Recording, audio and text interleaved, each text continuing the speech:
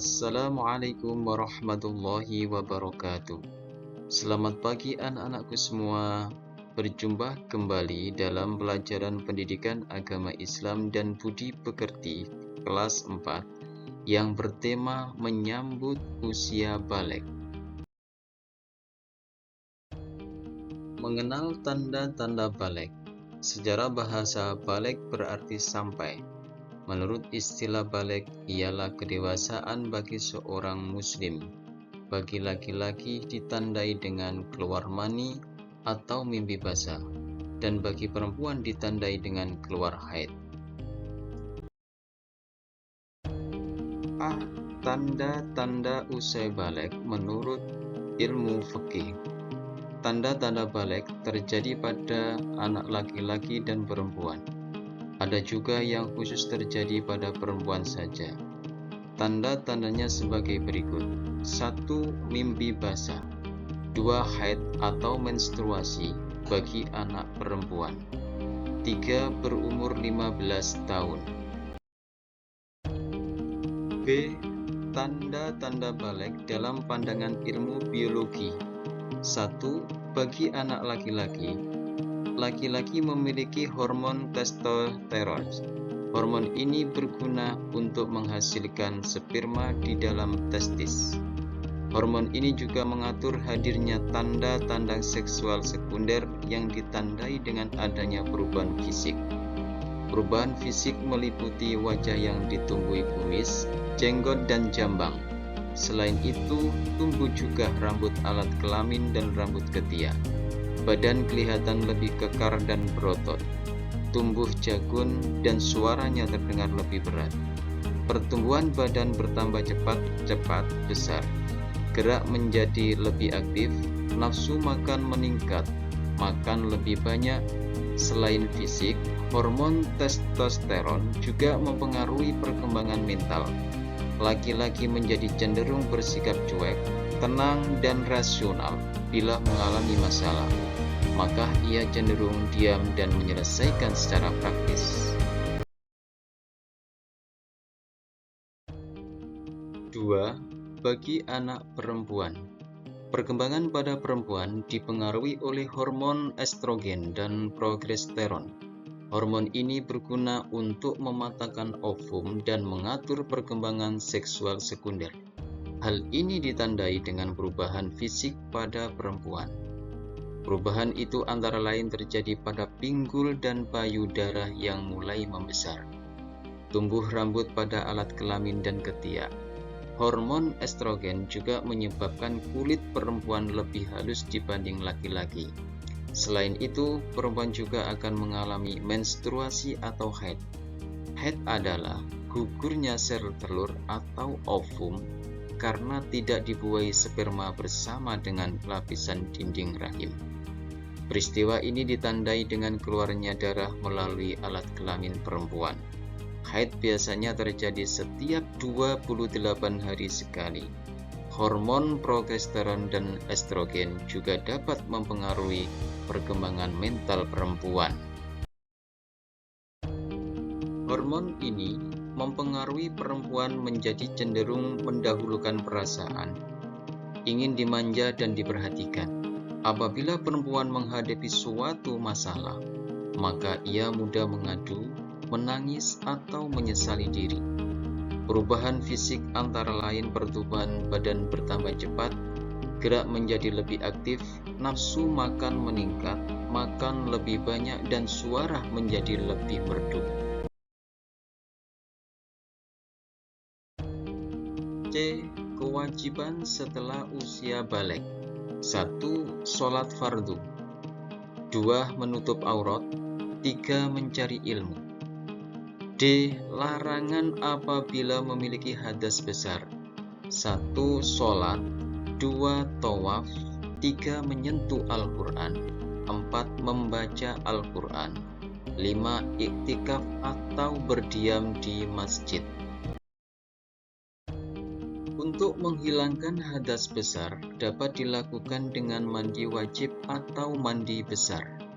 Tata cara mandi wajib atau besar adalah 1. Diawali membaca doa niat mandi wajib. Membaca doa niat di awal-awal hukumnya wajib. Doa niat inilah yang membedakan mandi wajib dan mandi biasa. Cara membaca doa niat mandi wajib ini bisa dalam hati atau bersuara. 2. Agar sesuai sunnah Rasulullah, mencuci tangan ini bisa dilakukan sampai 3 kali. Hal ini bertujuan agar tangan bersih dan terhindar dari najis. 3. Membersihkan bagian tubuh yang dianggap kotor dan tersembunyi menggunakan tangan kiri. Bagian tubuh yang biasanya kotor dan tersembunyi tersebut adalah bagian kemaluan, dubur, bawah ketiak, pusar, dan lain-lain. 4. Mengulangi mencuci kedua tangan. Setelah membersihkan bagian tubuh yang kotor dan tersembunyi, tangan perlu dicuci ulang. Caranya mengusap-usapkan tangan ke tanah atau tembok. Kemudian dibilas air langsung atau dicuci dengan sabun baru dibilas. 5. Berwudu. Setelah itu, berwudu seperti tata cara wudu saat akan melakukan sholat. 6. Menyelah pangkal rambut dengan jari-jari yang sudah dicelup ke air sampai menyentuh bagian kulit kepala. 7. Membasahi kepala dengan menggugurnya 3 kali hingga seluruh permukaan pada kulit dan rambut basah oleh air. 8. Setelah itu, membasahi tubuh secara merata dengan mengguyurnya dari ujung rambut hingga ujung kaki, dimulai dari bagian kanan terlebih dahulu, kemudian bagian kiri.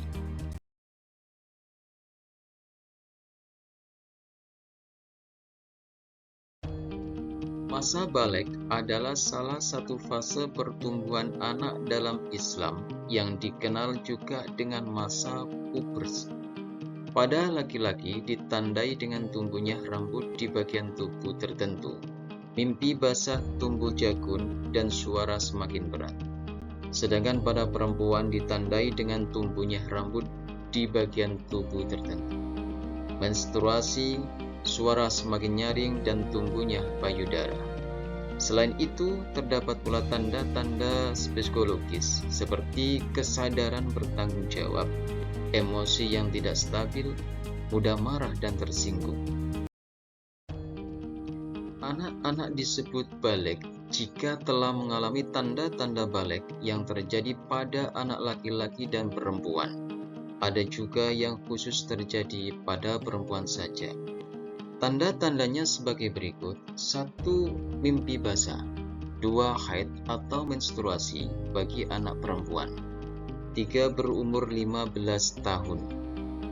Dalam Islam, anak yang sudah balik dikatakan sebagai mukallaf atau orang yang sudah diwajibkan untuk menjalankan syariat Islam, seperti sholat 5 waktu dan puasa Ramadan. Jika seorang anak yang telah mengalami salah satu dari 3 tanda-tanda balik dianggap telah balik atau bisa disebut telah mukallaf, yang berarti menanggung beban perintah-perintah syariat. Ia telah berkewajiban melakukan sholat 5 waktu sebagaimana mestinya, puasa di bulan Ramadan, berhaji bila mampu, dan kewajiban-kewajiban lainnya. Jika beban perintah tidak dilaksanakan, maka anak yang telah mengalami balik akan menanggung semua baik dan buruknya di hadapan sang balik. Dengan kata lain, anak tersebut telah memiliki kewajiban untuk menjalankan perintah Allah dan menjauhi larangannya.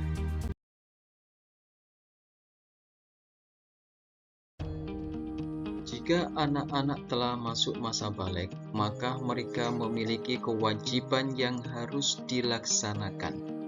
Selain itu, persiapan bagi anak yang memasuki masa balik diantaranya: 1. Pendidikan seksual sejak dini, berguna agar anak tidak mengalami pelecehan seksual. kebutuhan biologis pada manusia adalah normal, tetapi dianjurkan harus baik sesuai dengan agama yang benar. 2. Menanamkan akidah sejak dini merupakan hal yang utama dalam pendidikan seorang anak.